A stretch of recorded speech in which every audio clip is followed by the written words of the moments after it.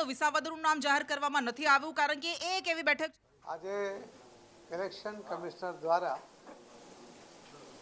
લોકસભા અને કેટલાક રાજ્યોમાં વિધાનસભા ગુજરાત સહિત એના ઇલેક્શનની તારીખોની જાહેરાત કરવામાં આવી છે.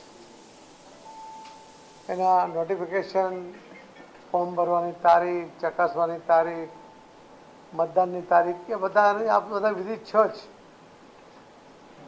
અને ગુજરાતમાં લગભગ 6 જગ્યા વિધાનસભાની ખાલી હતી, એમાંથી 5 આવ્યા છે. કદાચ એક કોઈ સરહદ ચૂકને કારણે કદાચ એક વિસાવદર વિધાનસભાનો નોટિફિકેશન આમાં દેખાતું નથી. અમે એના માટે રજૂઆત કરીશું કે એનું ઇલેક્શન પણ આની સાથે સાથે થઈ જવું જોઈએ.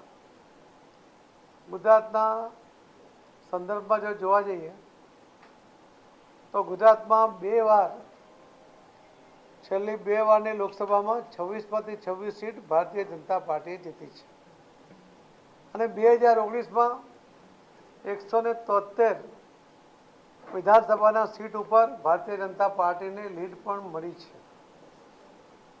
2022ના ગુજરાત વિધાનસભાનું ઇલેક્શન જોઈએ તો આદરણીય પ્રધાનમંત્રી શ્રી મોદી સાહેબના નેતૃત્વમાં, એમની લોકચાહના અને અમિતભાઈ શાહ સાહેબના માર્ગદર્શનમાં 156 વિધાનસભાની સીટો જીતી છે અને મોટી લીડ સાથે જીતી છે. અમે આ વખતનું જે ટાર્ગેટ ગુજરાત ભારતીય જનતા પાર્ટીના કાર્યકર્તાઓએ એક ટાર્ગેટ લીધું છે કે 26 સીટ ત્રીજી વાર ગુજરાત ભારતીય જનતા પાર્ટીના કાર્યકર્તાઓ હેટ્રિક કરે. આદરણીય પ્રધાનમંત્રી મોદી સાહેબ પણ પ્રધાનમંત્રી બનવા માટેની ત્રીજી વાર એ જઈ રહ્યા છે, એટલે કે હેટ્રિક કરવા જઈ રહ્યા છે. ત્યારે ગુજરાત પણ એમના જ પગલે ચાલીને ગુજરાતમાં પણ હેટ્રિક કરશે અને દરેક સીટનો 5 લાખનું જીતવાનું ટાર્ગેટ આપ્યું છે. જે 2022ના ઇલેક્શન ત્યાર પછી જે રામ મંદિરનું નિર્માણ, 370ની કલમ રદ કરવી અને લોકો માટે કામ કરીને મોદી સાહેબે જે લોકચાહના ઊભી કરી છે, ભારતીય જનતા પાર્ટી એ જે વચનો આપે છે એ વચનો પૂર્ણ કરે છે, એની જે પ્રતીતિ આખા દેશના લોકોમાં છે. સર્વાંગી વિકાસની વ્યાખ્યા એ પણ આખા દેશના લોકોએ જોઈ છે. એના આધારે કહી શકાય કે ભારતીય જનતા પાર્ટીનો કાર્યકર્તા 26 સીટ 5 લાખથી વધુથી જીતવા માટે સક્ષમ છે.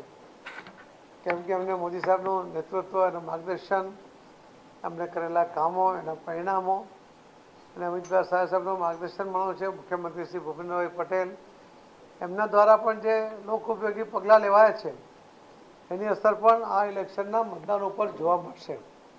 અમારું આ વખતનું ટાર્ગેટ હશે કે બધી જ સીટોમાં 80% સુધી મતદાનને લઈ જવું અને એના માટે અમે કમર પણ કસી છે. અમારા પેજ કમિટીના સભ્યો સુધી પહોંચીને એમને સક્રિય કરીને આ મતદાન વધે એના માટે પણ અમે બધા પ્રયત્નશીલ છે. અને મને વિશ્વાસ છે કે આપ સૌના સાથ અને સહકાર સાથે અમે ચોક્કસપણે 26માંથી 26 સીટ 5 લાખની લીડ સાથે જીતીશું એવો મને પૂરો વિશ્વાસ છે. જે તારીખો આવી છે એ તારીખોના આધારે કહી શકાય કે અનુકૂળ તારીખો છે. વચ્ચે કદાચ થોડી મેરેજ માટે એ તારીખો પણ આવશે, એ હજુ ચેક કરવાનો બાકી છે.